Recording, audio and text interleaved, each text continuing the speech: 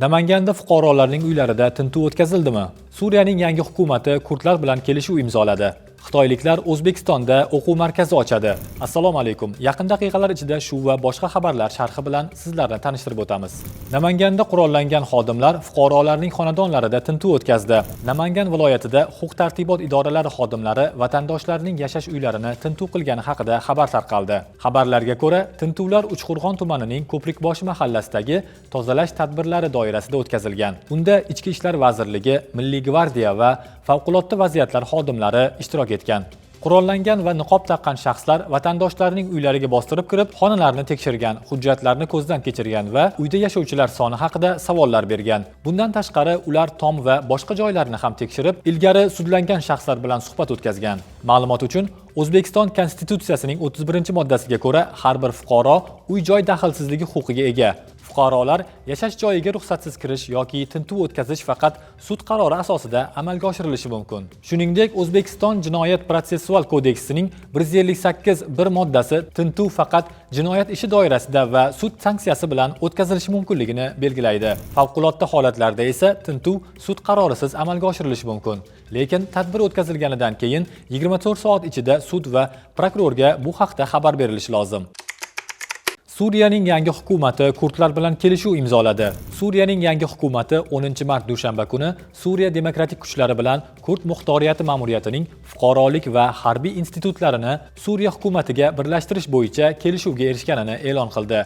Shartnoma Suriya shimoli-sharqidagi aniq hududlarni, jumladan chegara postlari, aeroport va neft-gaz konlarini belgilaydi. Kelishuv 2025-yil oxirigacha amalga oshirilishi kerak deya xabar beradi AFP.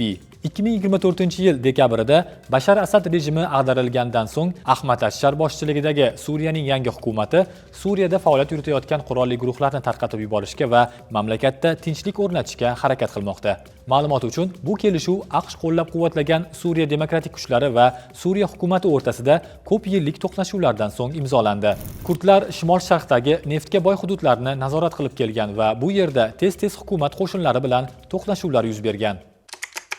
Xitoyliklar O'zbekistonda o'quv markazi ochadi. Xitoyning GC Finance Interconnect Holding kompaniyasi O'zbekistonda ta'lim va kasbga tayyorlash o'quv markazini ochyapti. Bu bo'yicha O'zbekiston Oliy ta'lim, fan va innovatsiyalar vazirligi, Migratsiya agentligi hamda kompaniya raisi Wu Tin o'rtasida kelishuvga erishildi deya xabar beradi Dunyo axborot agentligi. Tomonlar, shuningdek, O'zbekiston talabalari uchun Xitoyning yetakchi oliy o'quv yurtlarida grantlar ajratish va nomzodlarni tanlash xususida fikrlar almashgan. Uchrashuv yakunida GC Finance Interconnect Holding kompaniyasi vakillarining O'zbekistonga safarini tashkil etishga kelishib olingan. Eslatib o'tamiz, so'nggi vaqtlarda xitoyliklarning O'zbekistonga tashriflari ortgani vatandoshlarda turli xavotir va vahima uyg'otmoqda. Ijtimoiy tarmoqlarda xitoyliklar O'zbekistonda katta mol-mulk va yerlarni sotib olib, doimiy qolib ketish uchun o'zbekistonliklar bilan turmush qurmoqda degan gap-so'zlar tarqalmoqda. Ukraina Rossiya hududi bo'ylab eng yirik dronlar hujumini amalga oshirdi. Rossiya Mudofaa vazirligi tunda ukrainlarning 337 ta droni yo'q qilingani haqida xabar berdi. Ukrain dronlarining eng ko'p qismi poytaxt Moskva tomon uchgani aytilmoqda. Vazirlik Moskva oblasti hududida 91 ta dron urib tushirilganini ma'lum qilgan. Dronlarning Moskva yaqinidagi Vidnoye, Ramenskoye va Domodedovo shaharlarining keng ko'lamli hujumidan jabrlanganlar soni 8 nafarga yetdi. Ular orasida 2 nafar bola ham bor, deyiladi xabarda. Yosh bolalarni ham o'z ichiga olgan 7 nafar jabrlanuvchi shifoxonaga yotqizilgan. Bir kishi halok bo'lgan. Samarqandda 3 ta tarixiy masjid buzib tashlangan. Prokuratura organlari tomonidan Madaniy meros agentligi bilan hamkorlikda o'tkazilgan nazorat tadbirlarida Samarqand viloyatidagi 19-20 asrlarga oid 3 ta tarixiy masjid binolari buzib tashlanganligi hamda bittasi tegishli ruxsatsiz ta'mirlangani aniqlangan. Ushbu xatti-harakatlar oqibatida esa yodgorliklarga jami 46,8 milliard so'mlik zarar yetkazilgan. Xususan, Kattaqo'rg'on tumanidagi Qushoq ota masjidi buzilib, yodgorlikka 19,6 milliard so'm. Urgutdagi Ahmad Yassaviy va Hoji O'rinboy masjidlari buzilib, ularga 17 milliard so'mlik zarar yetkazilgan. Shuningdek, Samarqand tumanidagi Kulba arxitektura yodgorligi ruxsatsiz ta'mirlanganligi natijasida 10,2 milliard so'mlik zarar yetkazilgan. Aniqlangan holatlar yuzasidan jinoyat ishlari qo'zg'atilib, nazorat tadbirlari davom ettirilayotgani aytilmoqda. Ukrainani AQShning yordami ham qutqara olmaydi. Tramp. AQSh prezidenti Donald Tramp Ukrainaga yordam tiklanishi uchun Vladimir Zelenskiyning yon berishini kutmoqda.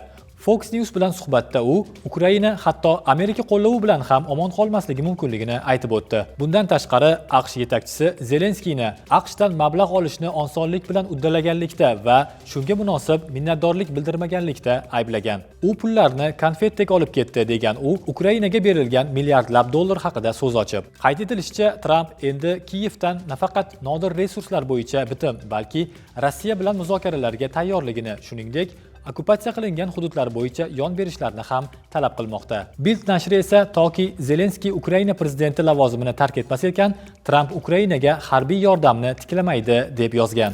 Azon Globalda jarayon tahlillarini kuzatib borib, fikrlaringizni o'z izohlarida qoldiring. Xayr, salomat bo'ling.